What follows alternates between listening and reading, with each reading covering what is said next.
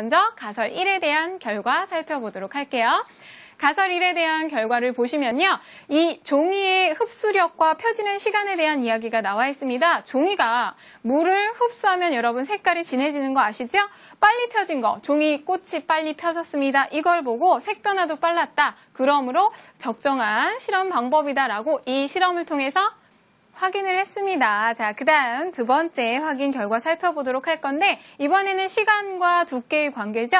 여기에서 바로 버니어 캘리퍼스를 사용을 했고요. 버니어 캘리퍼스로 종이들의 두께를 측정을 하는데 여러분들 여기서 두께를 측정할 때 사실 종이 한 장의 두께는요. 아무리 버니어 캘리퍼스라 해도 좀 측정하기가 힘들어요. 그래서 여러 장의 종이를 겹쳐서 측정을 한 다음에 나누기로 해서 한 장의 두께를 측정을 해봤고요. 대부분 흡수 시간이 짧을수록 얇다라는 결론이 나옵니다. 물론 중간에 골판지를 보세요. 갑자기 쭉 올라간 결과를 보실 수 있는데 골판지는 약간의 예외가 있습니다. 모양 자체가 중간에 빈 공간도 있고 해서 약간의 예외가 있다라고 우리 친구들이 결론을 내려줬고요. 그 다음 세 번째 이야기해 보도록 하겠습니다. 이번에는 시간과 질량과의 관계인데요. 여러분 지금 그래프 보면서 앞에 거랑 똑같은 건가? 잘못 나왔나? 라고 생각하실 만큼 거의 비슷한 그래프가 나왔죠.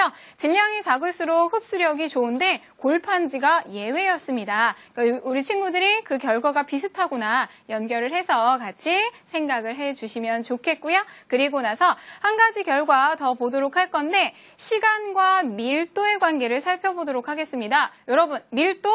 선생님이랑 밀도 우리가 얘기를 했었나? 가설에 보시면 빽빽한 정도 얘기가 나왔었죠. 그거 얘기하면서 이것이 바로 밀도예요 라고 말씀드렸던 거 그거 연결해서 생각을 하시면 좋겠고요. 사실 이 밀도라는 게요. 빽빽한 정도긴 한데 종이라는 건 표면의 거칠기가 좀 달라요. 어떤 건 막 거칠어서 많이 빈 공간도 있고 하기 때문에 밀도 자체를 구하기가 조금 어려웠다라고 우리 친구들이 보고서에 작성을 하셨습니다. 그렇기 때문에 상관관계를 좀 찾기 힘들었다라고 정리를 했더라고요. 그러면 밀도와 종이가 물을 흡수하는 능력의 차이는 조금 실험에서 제외를 시켜야 하지 않을까라고 여러분들도 생각을 같이 해주시면 좋겠고요. 내가 하기 힘들었어. 이건 아무리 봐도 연결이 될 수가 없네 라고 생각을 한다면 그 결과들을 정확하게 여러분들이 써주시면 돼요. 그 안에다 써놓고 이래서 이 실험은 제대로 된 실험이 될 수 없겠구나 라고 보는 사람들이 이해할 수 있게 해주시면 되고요.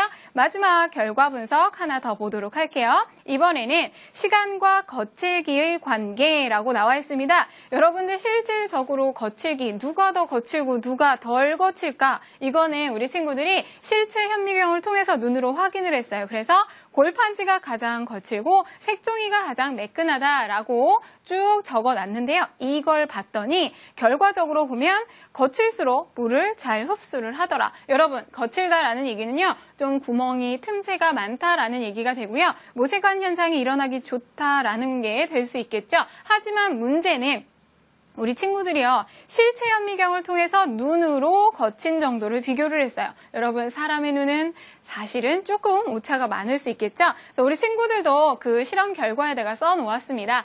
우리 눈으로 확인한 결과이기 때문에 오차가 많은 실험이었다라고 쭉 정리를 해놓았어요. 여러분들도 내가 실험한 과정 자체에서 이런 건 좀 오차요라고 솔직하게 정정당당하게 써주시면 모든 사람들이 인정하는 결과가 될 수 있겠죠. 자, 이렇게 결과를 살펴봤는데요. 자, 우리 친구들 선생님이랑 지금 화면으로 살펴본 결과 그래프를 보시면서 우와 그래프 완전 멋있는데 선생님이 다 해주셨구만 이렇게 생각하실 수도 있는데 절대 아니에요. 우리 친구들이 직접 스스로 작성한 거 그냥 그대로 보여만 드렸습니다. 여러분들 선생님이 늘 말씀드리죠. 지금 우리 친구들이 사용한 이런 그래프 만드는 거 컴퓨터 들어가면 다 나와요. 컴맹인 선생님도 충분히 할 수 있을 만큼 전체적인 내용 자체가 어렵거나 복잡한 실험 과정 하나도 없거든요. 그러니까 여러분들이 조금만 자세하게 연구를 해서 하신다면 충분히 여러분들도 하실 수 있다라는 거 알아두시고요. 자, 이렇게 해서 선생님이랑 결과를 쭉 살펴봤는데 분명히 우리 친구들 그럴 거야. 선생님 너무 길게 얘기해서 하나도 결과가 들어오질 않아 라고 생각하는 친구들이 있을 것 같아요. 자, 너무 장황한 설명 함축적으로 요약해서 우리 친구가 직접 결론을 정리해 주신다고 하니까 한번 들어보도록 할게요. 종이의 두께가 얇을수록 질량이 가벼울수록 종이의 표면이 거칠수록 물의 흡수가 잘 되는 것으로 나타났습니다. 그러나 두께나 질량 같은 물리적인 요인들 외에 종이의 인쇄를 좋게 하기 위한 화학적 처리 과정도 종이의 물 흡수에 영향을 주는 것으로 생각됩니다. 종이별로 분명히 물을 흡수하는 정도가 차이가 있구나라고 우리 친구들이 결론을 내려주셨는데 분명히 이렇게 종이를 모두 다 다르게 만드는 이유가 있을 것 같습니다. 그러면 우리 친구들이 조사한 결과에 의해서 어떠한 종이가 어디에 사용이 되는지 분명히 다른 이유들이 있겠죠? 그런 종이의 사용처들 한번 설명 좀 해주시겠어요? 흡수력이 좋은 종이들은 화장지나 기저귀 등의 위생용지 등으로 사용되고 내수성을 가지고 있는 종이들은 지도용지나 라벨지, 포장지나 인쇄용지 등으로 사용됩니다. 이렇게 종이라고 해도 모두 다 다른데 다른 이유로 각자 사용이 되고 있습니다. 자, 그럼 여러분들은 오늘 자유탐구 선생님이랑 보면서 한 가지 주제를 선택해 가실 수 있을 것 같아요. 왜 이 종이는 여기에 사용이 될까? 우리가 상자를 만들어서 포장을 하죠. 박스로 포장을 해서 어딘가에 보내고 할 때 박스는 일반적으로 튼튼해요. 다른 종이들보다 조금 탄탄한 종이를 사용을 해서 박스로 포장을 하죠. 그럼 탄탄한 종이를 만들기 위해서 종이를 어떻게 만들었을까? 선생님은요, 여러분들에게 골판지라는 주제 한번 드려보고 싶습니다. 골판지로 박스, 대부분 박스 안에 보면 두 장의 종이 안에 이렇게 오고로고로고로 이런 모양이 들어가 있죠.